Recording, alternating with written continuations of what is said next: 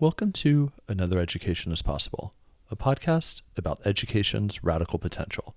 I'm your host, Jordan Corson. When I talk to a lot of my college students, the majority of them being first gen, about why they're going to college, they very, very often say that they don't particularly care about college. They're just there to get a job. And that's a completely, it's not for me to say, but that's a completely understandable idea that education is simply a pathway to work.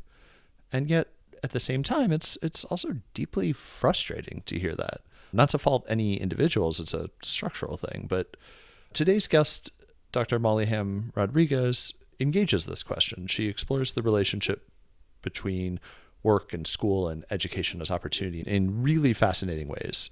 She looks at youth workforce programs in the D.R. and in the U.S. and describes how these programs are framed as economic opportunities, but actually function to create or maintain subservient classes. Most educational opportunity, for instance, is simply learning English so that people can work in tourism industries. Of course, as Molly described throughout our conversation, youth do not simply accept these educational structures. And so the episode travels across a few different contexts while keeping at its core a critique of empire and centering the creative ways that youth practice education. So let's listen in to my conversation with Dr. Molly Hamm-Rodriguez.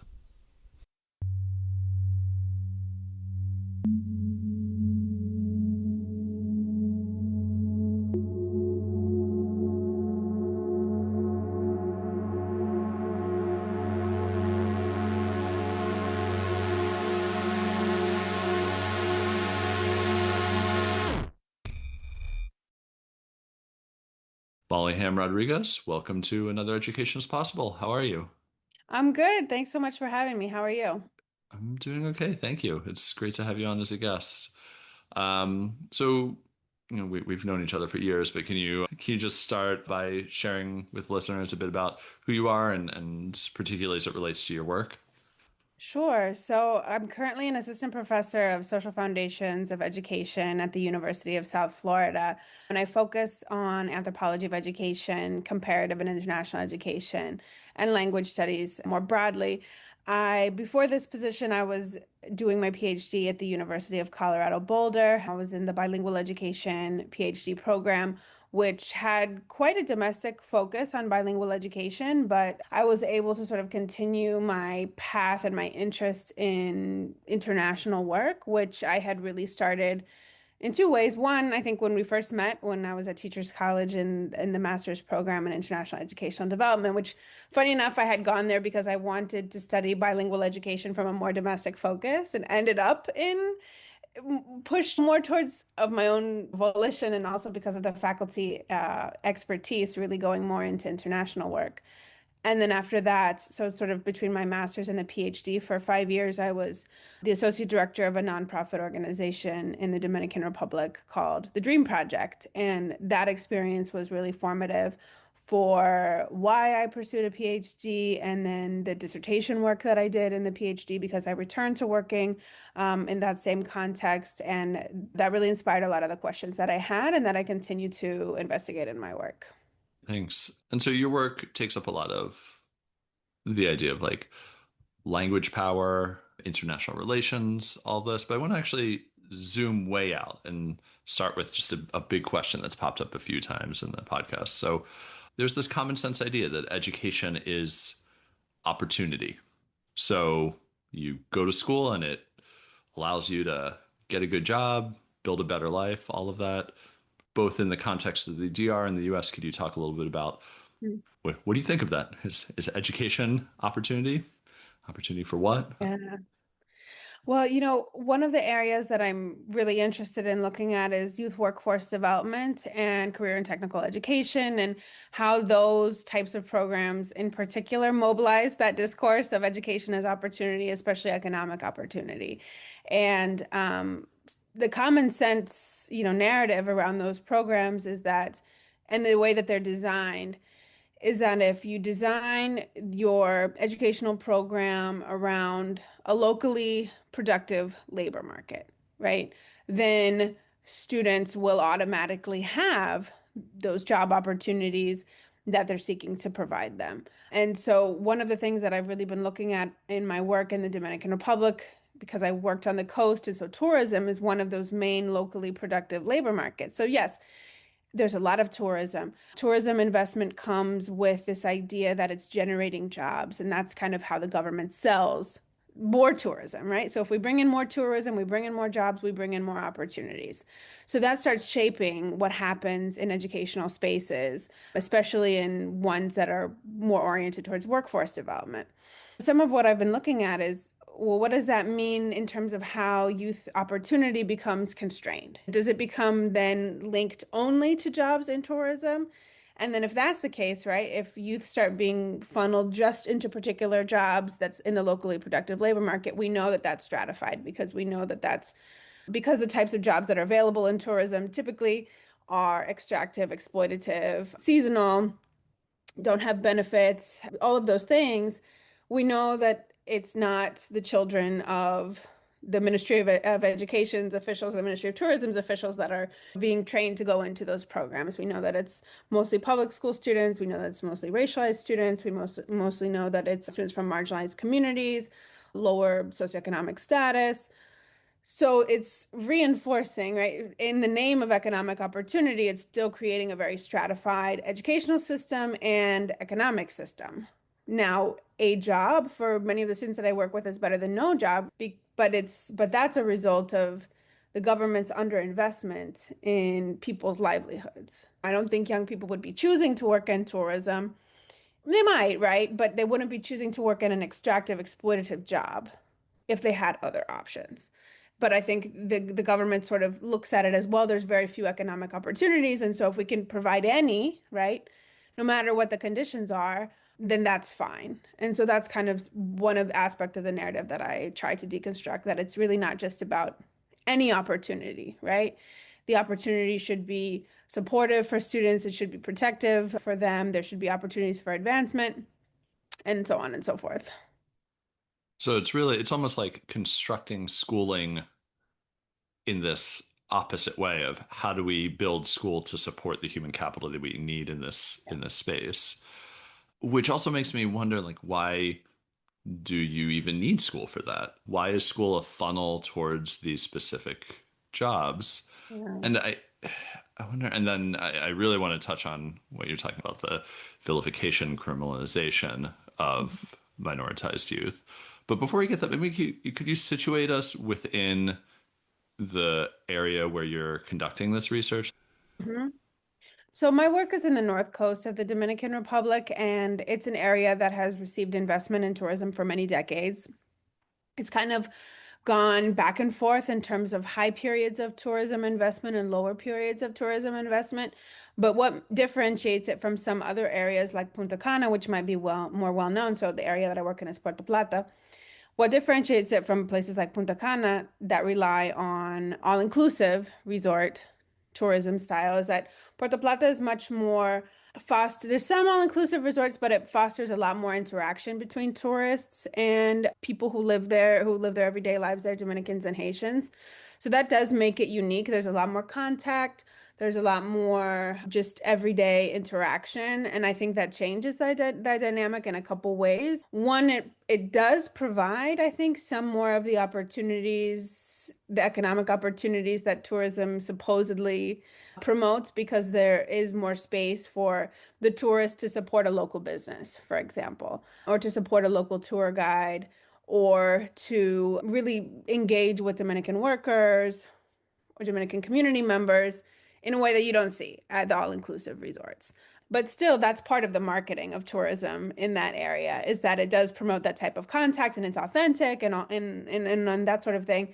My work still does critique to some extent. So in this context, when you think about the tourist and the relationships of power, it's not necessarily as hierarchical as you might assume, because Dominicans and Haitians do have agency and power, and they can sort of disrupt those relationships in their everyday life.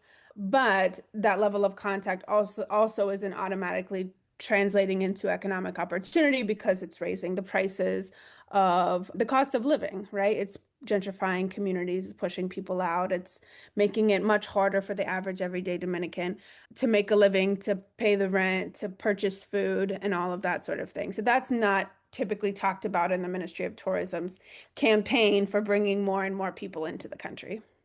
Which I think to me that I think some of this is central to your research, but some of it might kind of just be beyond the scope of your research. But it makes me wonder about the people who fall to the side, who kind of leak out of these systems. So, what about the kids who I know in talking about this episode, you mentioned ninis, which is also a term I've encountered both with Dominican youth living in New York City and Mhm. just as like a constant expression in Mexico. So, which means like neither work nor school. What about the kids who don't fall into the structure, who don't take up the schooling for this opportunity to fit into what is already a pretty rigid like economic order? I'm not sure if this is going to answer your question directly or maybe a little bit more peripherally, but that category, the ni estudia ni trabaja, they're not in school, they're not in work. That's a very problematizing category that a lot of the international development projects were based on. And so, for example, the project that I worked with, which was funded by USAID, that was part of the criteria that they use to decide who could participate in these workforce development programs. That's really who they imagined that these workforce development programs were for. However, I had worked with these programs 5 years full time when I was in the Dominican Republic, and then I went back and working with these programs in my dissertation. That was over a decade of having gone back and forth and seen who participates in the programs, what the outcomes are. And I can say that my experience, and one of the questions that really troubled me was like, why is that the criteria when actually what we see is so many of the young people that are flocking to these programs are studying, they are working. There's huge demand for these programs because they're looking for some sort of credential that could allow them to enter into the labor market and get a job. So they're not that sort of, they don't align necessarily with that problematizing language or framework, that assumption that youth are not getting jobs because they don't care. They're just out of school, they're out of work, they're quote unquote at risk.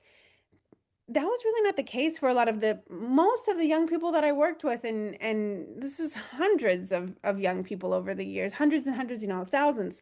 And so my question started being, well, what else is happening? What are these dynamics? And a lot of what I saw was that discriminatory aspect in terms of the hiring process that youth faced in tourism.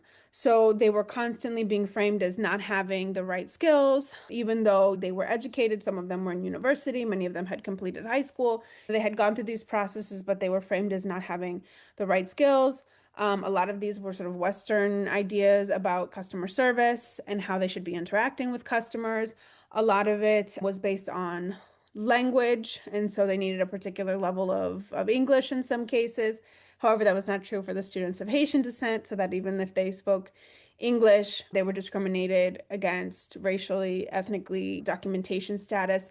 So there were a lot of layers, but we know that young people have to put their picture on their CV when they apply to jobs. They have to put the name of the neighborhood that they're from. And so there are these different layers of racialization and marginalization that intervene in the hiring process that is often not talked about when you're saying, well, we're just going to align these workforce programs with what employers want, because we know that employers are exercising all sort of discriminatory practices both in hiring and also when young people are on the jobs themselves. I found that they would, have hire young people for these short-term quote unquote trial periods where they didn't pay them and they expected them to stay long hours, and it was just a way for them to get free labor. They also often did not, so in the smaller community where I was from, they also often just, because they assumed young people didn't have the skills, they wouldn't give them a chance. They really felt they needed to have some sort of inside connection. They felt that, and you can see this in policy reports, that's the type of language that these business owners use. And most of these business owners are foreign, whether they're from North America, from the US or from Canada, whether they're French, whether they're Italian, whether they're Spanish.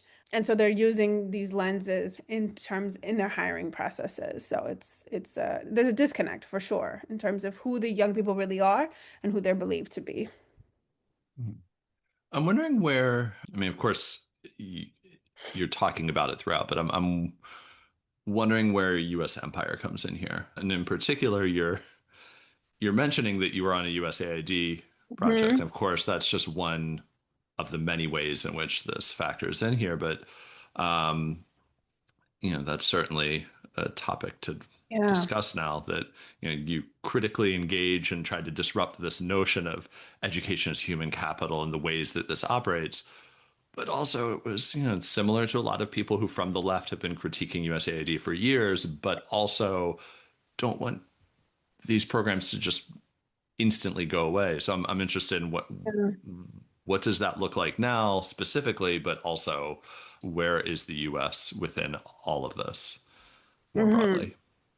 Yes, so that was definitely part of the framing in my dissertation. It was called Imperial Formations of Tourism. That was the initial part of the title because, I wanted to draw attention to that dynamic that it wasn't this sort of neutral labor market. The fact that you are outsourcing all of this, you're outsourcing the decision making around who gets hired, what for, under what circumstances in these sorts of what some scholars have called zones of exception, where they're within the nation state, but they sort of operate outside of the nation state. They're not really subject to the same rules that a Dominican-owned business might be. There's a lot of ways that through capital, that they are able to navigate different rules of engagement. A lot of these smaller tourist-owned businesses don't pay taxes. They don't follow the rules in terms of registering their employees with the Ministry of Labor. There's lots going on there. And so I really wanted to draw attention to that so that it's not just saying that this dominant framing that young people just need skills. And if we just do more skills development, then we're fixing the problem and then young people will have jobs. And so I wanted to bring attention to sort of how this imperial relationship criminalizes young people, Dominican and Haitian young people, because of that colonial imperial relationship, the colonial imperial gaze that employers have on the young people in the communities where they're operating their businesses. So they see them as sort of outside of that space, right? Not part of that space, sort of outside of that space. And also, Spanish Empire, because in the Ministry of Tourism's, well, so in their promotional materials, one thing that they do is they talk about Christopher Columbus as the first tourist to the country, and they talk about tourism as having its roots in that journey. That's on the Ministry of Tourism's page. And they also promote on their social media that over half of the hotel rooms are owned by Spain, by Spanish companies. And this is not interrogated. It's sort of just promoted like, oh, we're so thankful to these, investors. It's all about bringing, and this is becoming even bigger now because what they're trying to do is they're trying to diversify tourism, quote unquote, and they're really trying to focus on luxury tourism, which we know is going to even more, is definitely not going to be trickling down into the hands of the everyday person. I mean, luxury tourists are not going to be in your street markets and in your corner shop and any of those things. They're not frequenting those establishments at all. So but the language of economic benefit continues to power the tourism engine. Yeah. So what about, I mean, I'm interested in the project on which you were working specifically. Has that been impacted by funding Yeah. cuts? Yeah, so absolutely. They had a project so they're in the country, they had been starting to work on this. It was just called the Youth-Led Activity, and it was operated by USAID, and it was meant to be more participatory with young people, and so it included workforce development, but not exclusively, trying to using the model that USAID has been using more frequently of youth engagement. But yeah, so that project was ramping up. It was going to be in a community that was going to see much more of this investment in luxury tourism, so like a brand new site, and it was completely stopped in the middle, right? So all these relationships had been built with schools, with young people, with community leaders to say like we're going to be able to provide all of these workforce development opportunities. And then that had to be stopped completely. So I think that the organization has been looking for different ways that they can continue some of that work. But with all of that being closed down in the country, it was definitely directly affected, and specifically in relation to tourism because it was going to be offered strategically in one of those sites that was newly opening to tourism. It's brutal. Yeah. I think one of the things I'm still wondering is like what does resistance look like here? I think of the when when I volunteered with, Hmm. worked with the Dream Project. Yeah.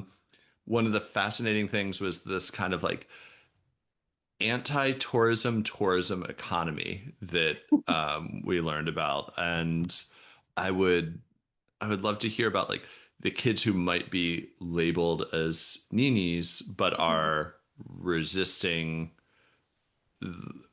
or maybe embracing that role but Mhm. in a subversive way. Like just how do kids respond to refusing this quote unquote pathway, Hmm. Hmm. and what other kinds of educations do they take up Yeah, yeah, instead? absolutely. Yeah. No, that's a great question. So I think that young people engage in these programs and in the tourism reality in ways that are complicated. They're certainly not passive. They have active roles, they're agentic, and each of them it takes it up in a different way. So while some of them, I think a lot of them express very complicated beliefs about tourism. I think where they saw the positives was related to they might be interested in some sort of intercultural exchange. They like meeting people from different places. It was fun. They like to talk to people on the beach. They like to learn about different places. They bought into some extent the reality that there was so little economic opportunity that they did see tourism as bringing jobs that maybe otherwise weren't there. But at the same time, they were very critical. They were very clear-eyed. They were not convinced, I think, because of their own experiences of being turned down for employment, of seeing how their friends were treated on the job, of seeing how they themselves were treated on the job, of seeing how they couldn't make a living even with the wages that they were being offered in the tourism industry and all of the struggles that they had. So they definitely critiqued that. And I think one of the things that I looked at closely was really the relationship to language. And so because there became sort of a de facto language policy of saying that even it doesn't matter what the language, the national official language is, in order to get a job anywhere in some of these towns, even if it was the hardware store that like really didn't have a significant touristy clientele, maybe some people, but they were being asked like, do you speak English? And so they really expressed frustration with that dynamic. And I think part of what I wanted to look at was how their own engagement with English was not exclusively related to learning it to get a job. That they actually had all sorts of other reasons for engaging with English language learning, whether it was video games, pop culture, music, relationships, you name it. That was really an important aspect of why they wanted to learn English, and that these programs that the government sponsors, such as English for a Better Life, right? They buy into that same discourse of like learning English is only about leading you to the next best thing, which is assumed to be not whatever it is that you're living in this moment. And I really appreciated seeing how young people disrupted that and how they critiqued it. They said, I've got this supposedly specialized skill of learning English, being bilingual. I've done this at great expense because most of them they felt they couldn't really learn it adequately in the public school. And so they were doing private institutes and they were using social media and they were doing all sorts of fun things with language.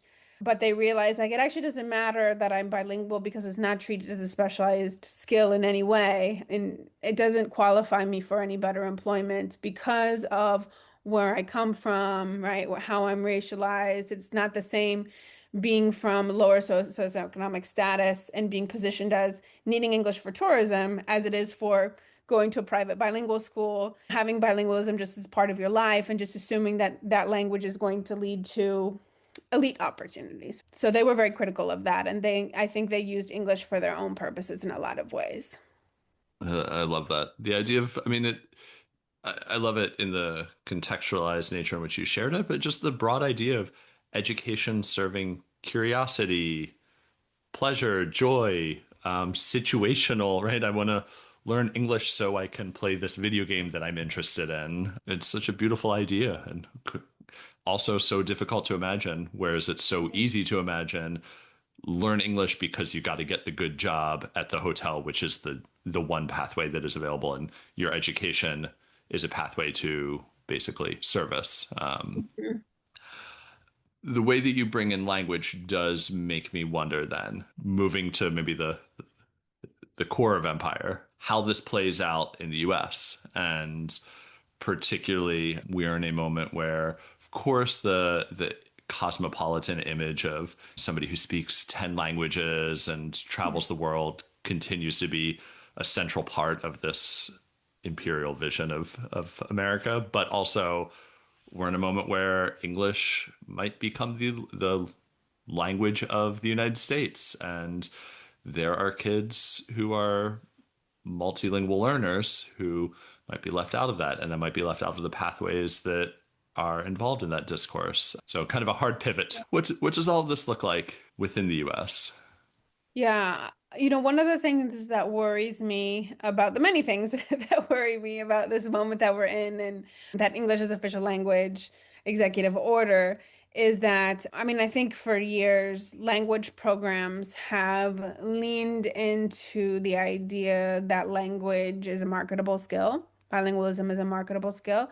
We know that that's stratified, right? We know that the students who come into the schooling system speaking a language other than English, their bilingualism is not valued as much as somebody whose first language is English and they decide to add on another language later. We know that to be true, but I have seen that language programs have also been like the Seal of Biliteracy and other initiatives. They're really leaning into the workforce justification to say, well, speaking multiple languages is a skill, it's a marketable skill, it's part of our career readiness initiatives, our workforce initiatives. And so I think part of my worry is that that's going to be even more the case, that programs which is dual language, bilingual education, might feel that they have to lean into that rationale, which removes a lot of the more social justice oriented motivations for having bilingual programming related to identity, related to culture, related to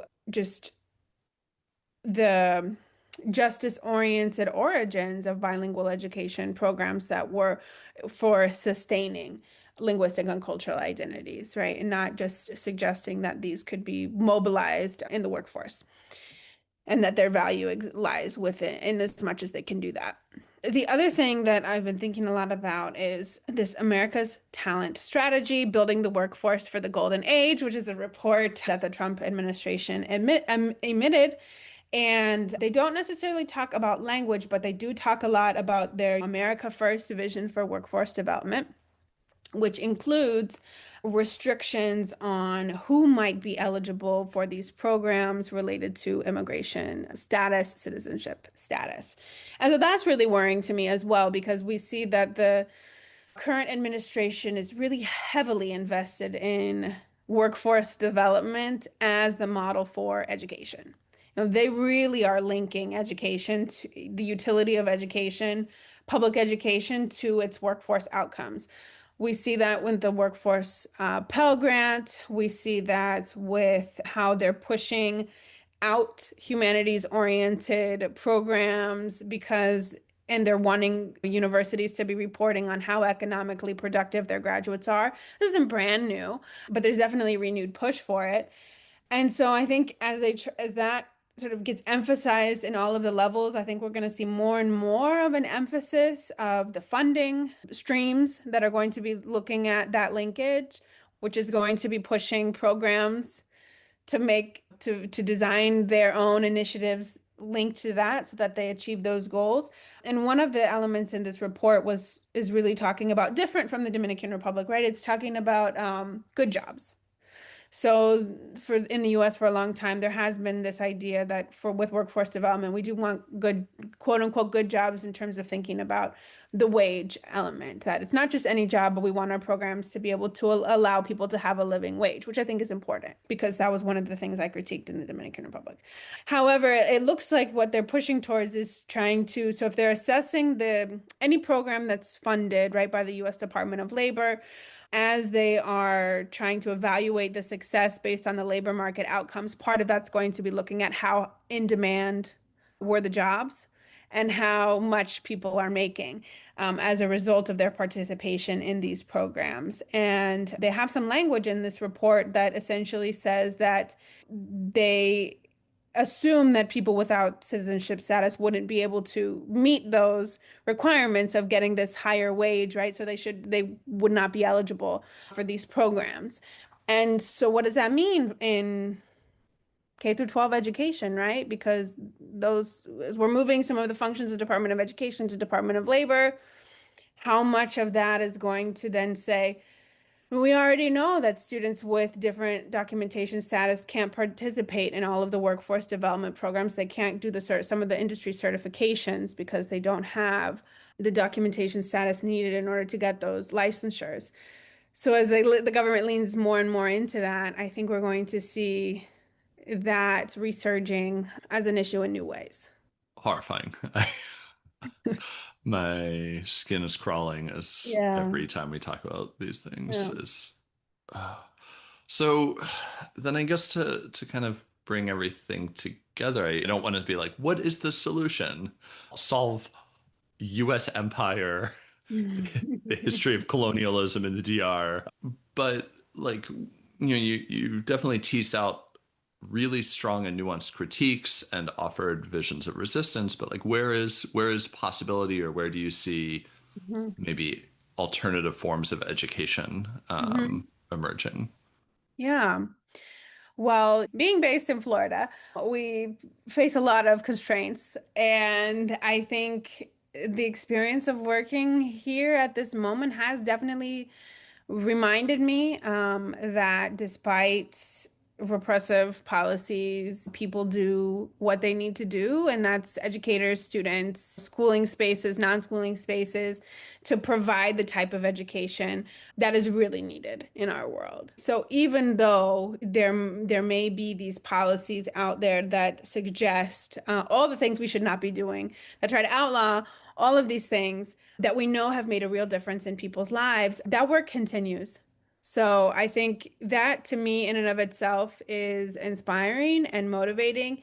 And as long as we can retain and push for education to fulfill multiple purposes, right? I think that's the most important thing, is to not to narrow it to just one purpose, not to narrow it to this human capital argument that seems to be so compelling for governments and businesses, right? We don't want to put businesses in the driving seat of education. That's not the right way to go, but we're definitely moving more and more in that direction. So retaining kind of the people power of the purpose of education, I think is extremely important. So not just more AI, is that Oh my gosh, don't get me started on AI. yeah. Yeah, I mean, well, Yeah. that's also part of the workforce strategy of, so the workforce strategy that I mentioned, the talent strategy, building the workforce for the golden age. They sort of have like two areas. They have AI as one area of focus, and they have this reindustrialization and manufacturing. And we already know that some like career and technical education programs, often there's stratification in terms of what types of career options that students have access to between schools, right? And so I think that's going to be the case even more. So what are these sort of high tech vision programs, and who's going to have access to those, and who's going to have access to these programs that are just meant for the reindustrialized manufacturing of bringing manufacturing jobs back to the US? God. Yeah. I feel like I do this a lot on this podcast and just in life, that I'm like, I want to end on a positive note when there doesn't Yeah. need to be one. But I will say that back to what you were originally saying, I was thinking, and it's important to note that this was 2024. So Mm, Florida was in a particular way, but Trump was not in office. Just mm, highlighting that these things are not unique to the current administration. You organized an amazing panel at the AAA's that was when it was in Florida, of just, despite heavy repression, despite mm. everything that was happening at the moment, the teachers were doing their jobs. And I don't know how much you'd want to say about that, but I think that was a great example that I think too of how, exactly what you're saying, that people practice education and take up education for different purposes despite everything stacked against Absolutely. them. Yeah. You do what you need to do for the students that are in your room. Like if you are truly an educator in the spirit of a well-rounded quality education. And I think that I've met so many people who do that in their everyday lives and that are also pushing at the advocacy level. So it's kind of those different groups. Some people are really public in their advocacy, and then some people are doing this work more privately, right? And under the radar, but they're making it happen. And they're not trying to call attention to themselves, but they're really just doing the work and getting done what they need to get done for the students in their classrooms. So our current battle that we're fighting, I don't know how much you've seen, is the introduction to sociology. You maybe have seen in the past few years that was removed from the gen ed curriculum, but now the state has decided that there's no introduction to sociology textbook on the market that meets their legislative requirements related to DEI. And so they have created their own textbook, which eliminates this chapters on gender, on race, on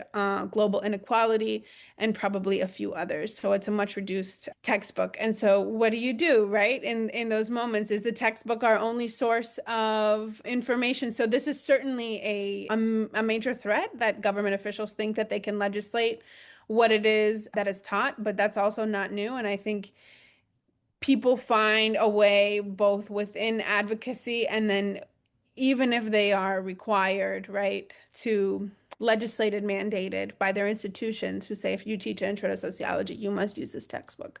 People find a way because students are much smarter than legislators give them credit for, and students know that they're being shortchanged in their education, and students are bringing up topics that they want to be addressed, and they'll make sure also that they get the education that they deserve. Today's episode was produced by all of us in the Education, Genocide, Liberation class. If you like our podcast, please like, rate, follow, subscribe, comment. We're also on Instagram, where another ed is possible. We are also about to wrap up our podcast, so we'll see you a couple more times for new episodes of Another Education is Possible.